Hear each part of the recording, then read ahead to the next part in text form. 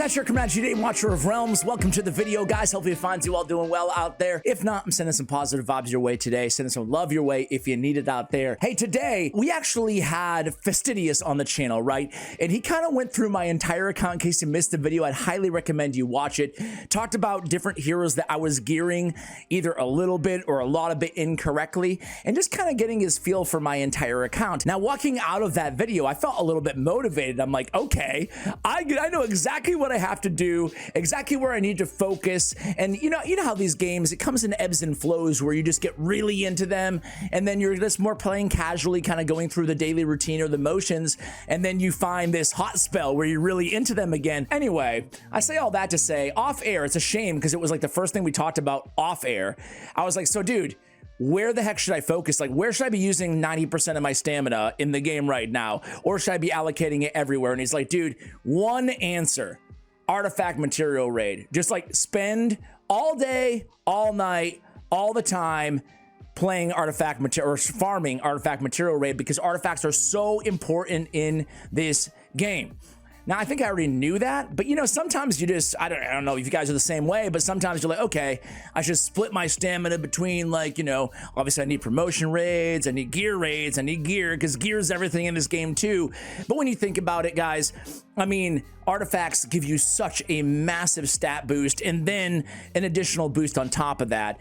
And the first thing that I kind of wondered when I started to allocate a lot of time, like I'm talking, 10,000, 20,000 plus stamina in, sessions, in these farming sessions. I noticed this a long time ago, but we only have 200 spots in our artifact collection, and we need to be keeping duplicates because, well, obviously we need to promote, those artifacts, right?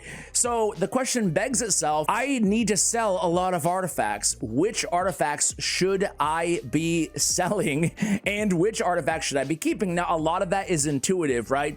I think even if you've been playing the game for a month or two, you already kind of know, okay, this artifact kind of probably looks like it sucks, And generally speaking, I mean, again, you guys probably already know this, but I'm going to state the stat bonuses between epic and legendary and mythical artifacts are unbelievably, they pale in comparison to lesser rarities, right? So obviously with a mythic artifact, you're getting a massive bonus overall when it comes to just the extra stats that you're getting. So for a legendary to stand on the same level playing field as a mythic, it needs to be really good.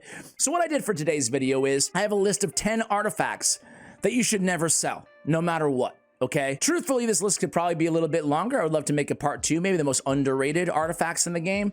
But what I did in preparation for today's video is I made my own anecdotal list of what I thought the 10 most valuable artifacts in the game were. And then I went to all my favorite websites, right? So I went to MaBucket, who we're going to take a look at in a moment here. MaBucket has a really nice tier list here.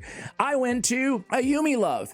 Ayumi Love also has a YouTube channel. He's an endgame player, knows what he's talking about when it comes to Watcher of Realms.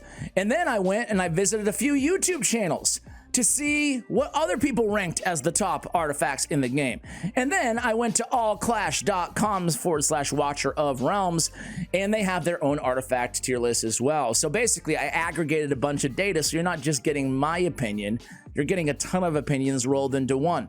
So I actually want to go ahead and use as kind of a interface in today's video, because I think personally, at least aesthetically for a video, I think that MaBucket's list is really dang accurate, right? And what you would expect it to be, right? He knows what he's talking about. But even in addition to that, I feel like it's just the most visual pleasing to look at here. So he has 7, count them, 7 artifacts ranked as S tier inside the game, and that's it, okay? But I have a few that I want to add to that list, starting with, that's right, an epic artifact in Keen Wisdom. So you may or may not be familiar with Keen Wisdom, but you definitely want to keep Keen Wisdom artifacts specifically for Dolores. Every top guild boss team in the entire game is using a Dolores. Moreover, they're using a Dolores with Keen Wisdom. When there is any ally within one tile, increases attack by 8%. Of course, this is the base model of that, but just take a look here. World rankings, #1, right? Dolores, I haven't even looked, but already Keen Wisdom, you get a full 16% bonus when it's maxed. The next one, and these The next one is a legendary, and it's Tumultuous Horn. Tumultuous Horn is by far the most popular artifact for Hollows. You see them also on some Dolores's, some Leia's as well. That increases initial rage by 50% when maxed out when deployed. Obvious synergy having that on a rage booster already on your squad. And then another legendary, guys, is Spellcaster's Echo. Again, you see Spellcaster's Echo used on a lot of top world ranking guild boss teams out there. Who was I just on? Twin Fiend.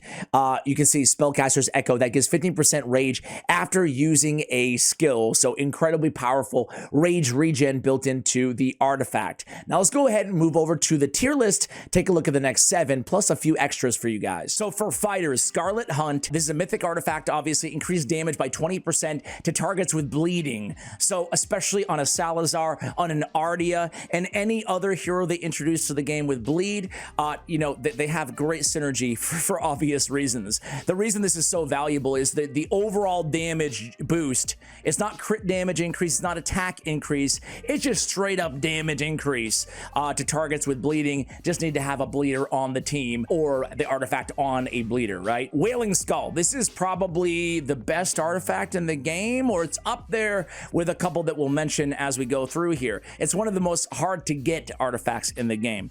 This is for a fighter. It's dealing damage, has a 40% chance to summon one Shadow Guard with 80% of this hero's stats to attack enemies for 10 seconds. This effect can be triggered as often as one time every 20 seconds. Yeah, well, when we're summoning an entire another hero, basically 80% of this hero's stats, that's incredibly powerful. This is, I only have one Wailing Skull on the account, and it's insane. I basically mule it around between like a Zilithu and an Abomination. It's very powerful. Never, never, never get rid of that one, guys. Tears of Twilight, one of the other top artifacts, most sought after artifacts in the game. Attack is increased by 20% when deployed. When HP is lower than 80%, the attack effect is reduced by 10%. So, I mean, golly, if you can keep your mage healthy, a 20% attack boost is really big, on top of being a mythic artifact that you can get more attack from just in the stats in general, right? Very, very good on a Comet, on a Vierna, on basically any mage, right? It stands to reason why it would be good. I'm including 2 of the A tiers in my personal top 10. And again, on the websites as well. Heaven's Rage, I really love Heaven's Rage. A crit hit increases crit damage by 25% for 3 seconds. Okay, so you can just snowball this into a lot of extra crit damage. I run my Comet, for example, in a Heaven's Rage artifact. The other one, and one of the legendaries on the list today, is going to be Nightmare Samsara. Nightmare Samsara is very good. Restores 5% rage for every 5 attacks. This is an amazing rage regen legendary artifact. Again, there's only going to be 2 legendaries on our list, and this is one of them. Keep your copies of Nightmare Samsara. They're very, very exceptionally good. You can use this on so many different heroes for obvious reasons. You can use it on Amari and get to that ultimate even more often. It just helps you get to these chain ultimate situations. Idril's Gaze is the other legendary artifact. Dealing crit damage is a 15% chance to ignore 30% of the target's defense and magic resistance for 3 seconds. Ignoring defense, similar to all of these games, right? It's the coup de grace. It is the creme de la creme when it comes to like optimizing your damage in this game. So Idril's Gaze is not, even though it's called Idril's Gaze, it's not Idril exclusive, but it's incredibly good on and Idril even, right? Spirit Siphon, increased damage dealt to the same target by 5% for each consecutive hit, up to 3 times. However, the effect will disappear if the hero switches to a different target. Awesome for guild boss, awesome for any single target damage situation, right? Codex, you name it, right? I run my Hex in Spirit Siphon. Basically, marksmen who are doing, you know, a good amount of single target damage are excellent candidates. A Cetrum is another obvious example of someone you can put in a Spirit Siphon. Sharpshooter Crest. When there are no enemies within 1 tile, AoE damage is increased by 20%. When there are no enemies within 1 tile, AoE damage increased by 20%. Very good in Gear A1 situations, depending on positioning. Obviously, positioning is everything in this. Very good for Gear A3 as well. One of those side areas, right, on the left-hand side. Really great on, like, whoever you're using in those spots. A Maul, for example. Razak, anybody with solid AoE in their kits, okay? Healers, Euphoric Orb. Increase the attack speed of all healers heroes in range by 30 every 60 seconds, lasting for 10 seconds. By 30 seconds would be pretty nasty. Really good. What do you want even more on your Dolores, on your Eloin, on your healers, on your supports?